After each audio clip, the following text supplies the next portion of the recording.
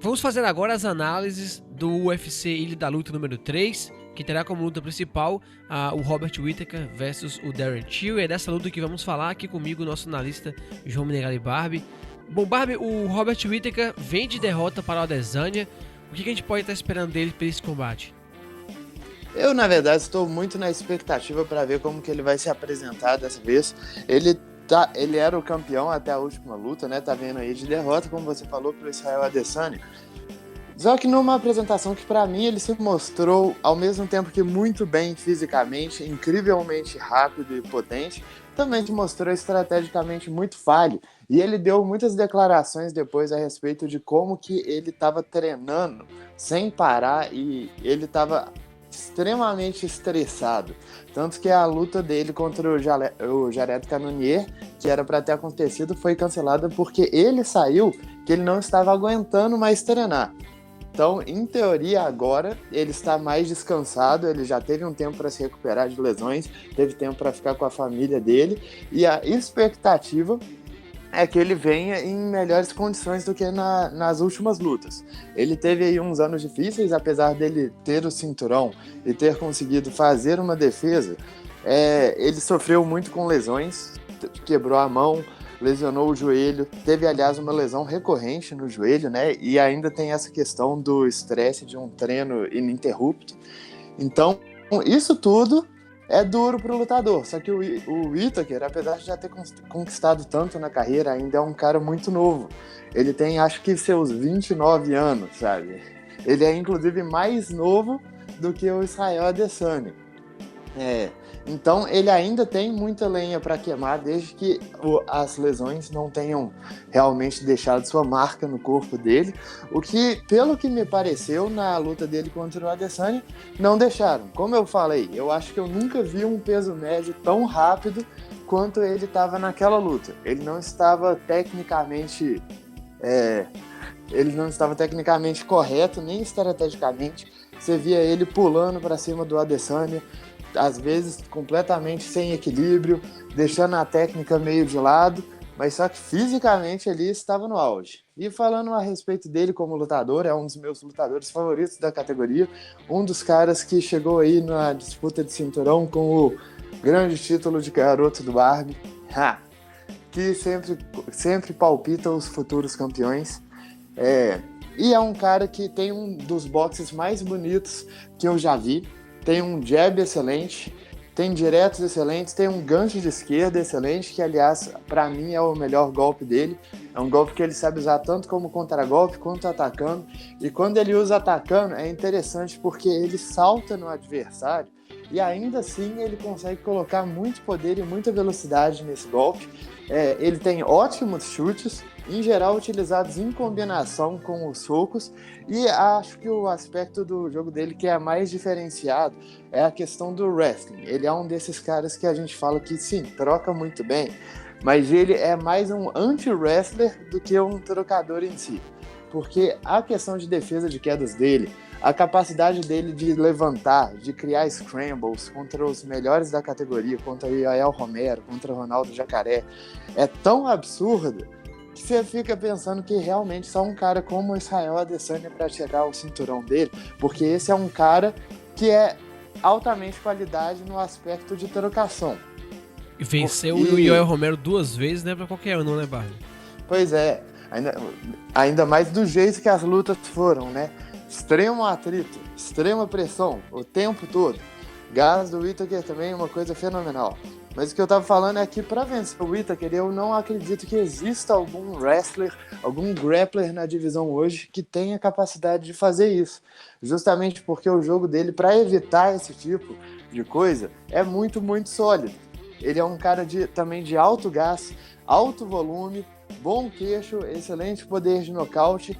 Tipo assim, para derrotar ele, você precisa trocar melhor do que ele, você precisa conseguir conciliar suas forças, precisa saber lidar com o volume, precisa saber lidar com o poder de nocaute, com a velocidade absurda que ele tem como peso médio. E essas são tarefas bem indigestas mesmo. Do outro lado temos o Darren Till, disputou o cinturão contra o Tyron Woodley, acabou sendo finalizado. perdeu também para o Jorge Masvidal e na sua última luta venceu aí o Kelvin Gastelum.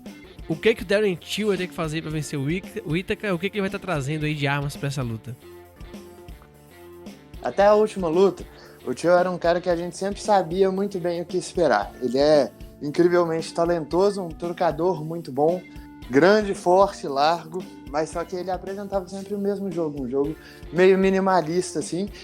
Eu sempre falei que ele era como se fosse o Conor McGregor, só que gigante. Claro que eles têm nuances que diferem os dois lutadores, mas a essência do jogo dos dois é muito parecida. Eles são lutadores de pressão, mas são contragolpeadores. Aí você me pergunta, mas como que você pressiona um cara tentando contragolpear? O que eles fazem é colocar o oponente em uma posição que o oponente se sente forçado a atacar. E qual que é essa posição?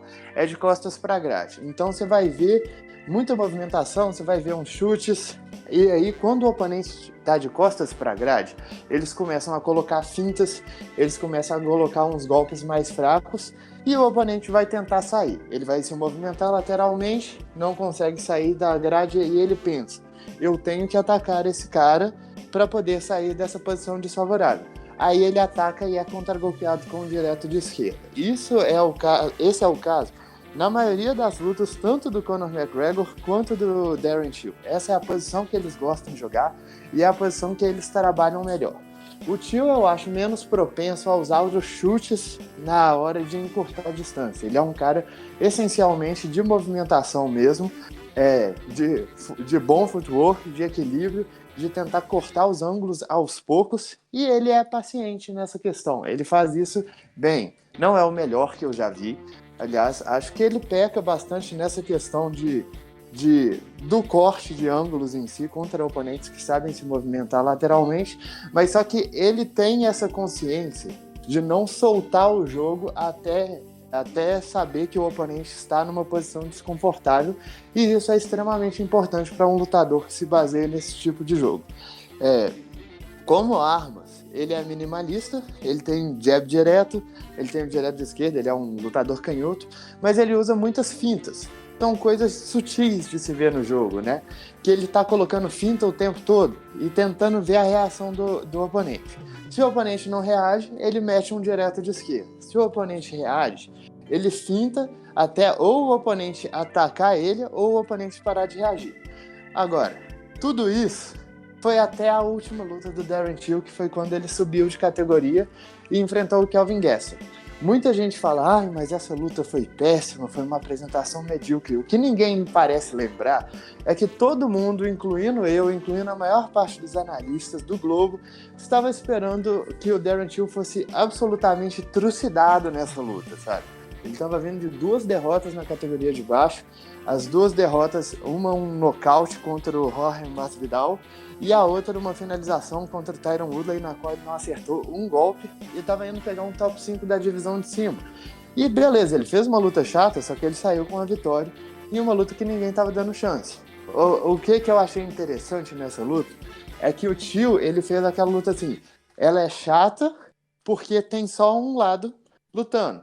Ele estava usando uma estratégia que ele socava o Gastelum e clinchava.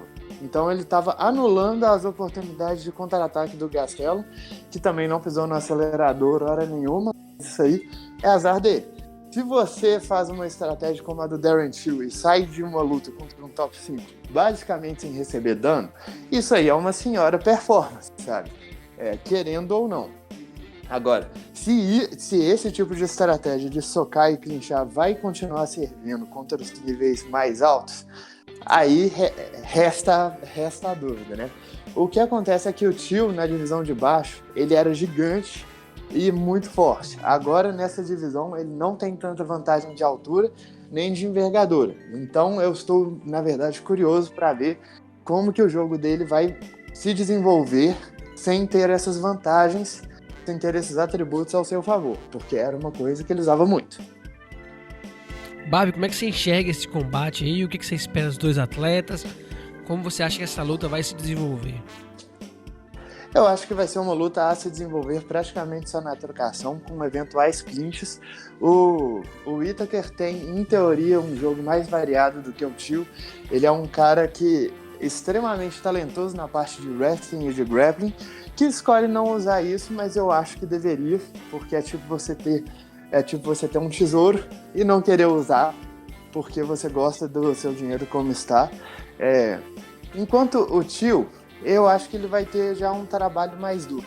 Igual eu falei, apesar dele vir de uma boa performance aí contra o Gastelum, uma performance inesperada, ele ainda não soltou o jogo dele na categoria, ele ainda não mostrou como que essa subida vai afetar o que ele faz, porque, igual eu falei, ele se valia de uma envergadura e de uma diferença de tamanho que ele não vai ter mais. Ele tem a mesma altura do Robert Whittaker, que não é um cara muito alto para a categoria, e tem uma envergadura alguns centímetros maior. E também ele não é um cara tão largo assim, sabe? Ele não é um cara que você vê igual o Yoel Romero, que é um pacote de músculos. Então, pro Tio, eu acho bem mais complicado fazer um game plan, porque eu ainda não sei como que a subida vai afetar o jogo dele. O que eu acho que vai acontecer nessa luta é que eu fico pensando no nocaute que o Tio tomou do Jorge Masvidal, que foi um gancho com uma leve corrida, e eu fico pensando que isso é uma coisa que o Whittaker faz o tempo inteiro, sabe?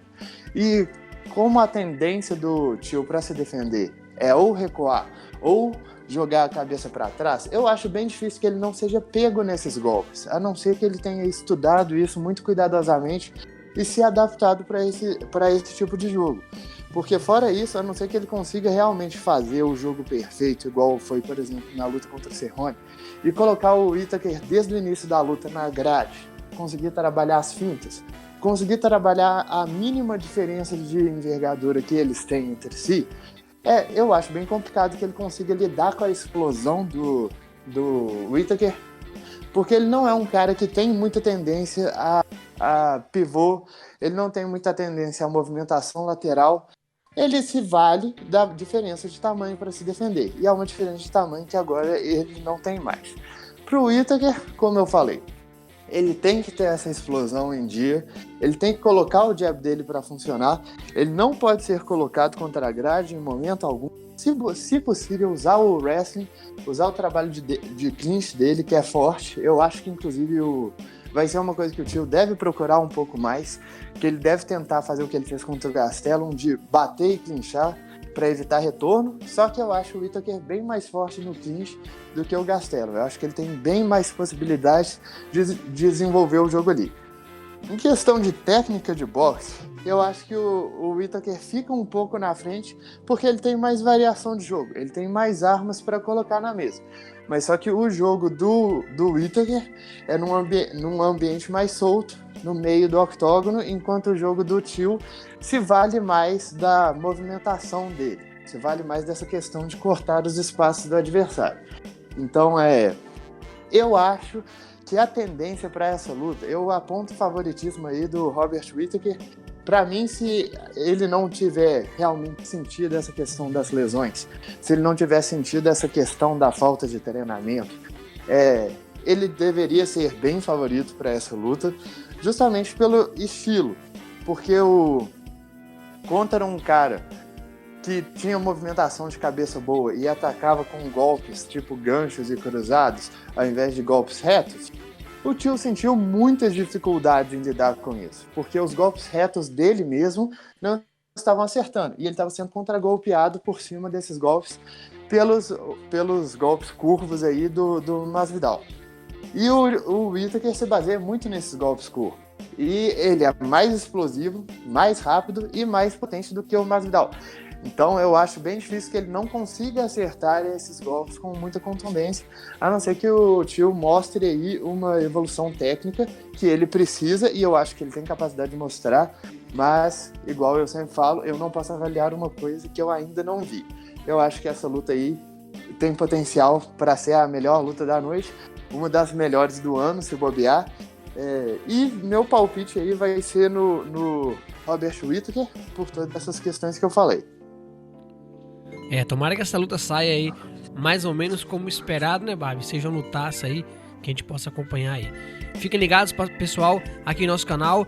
Terão 15 lutas esse evento.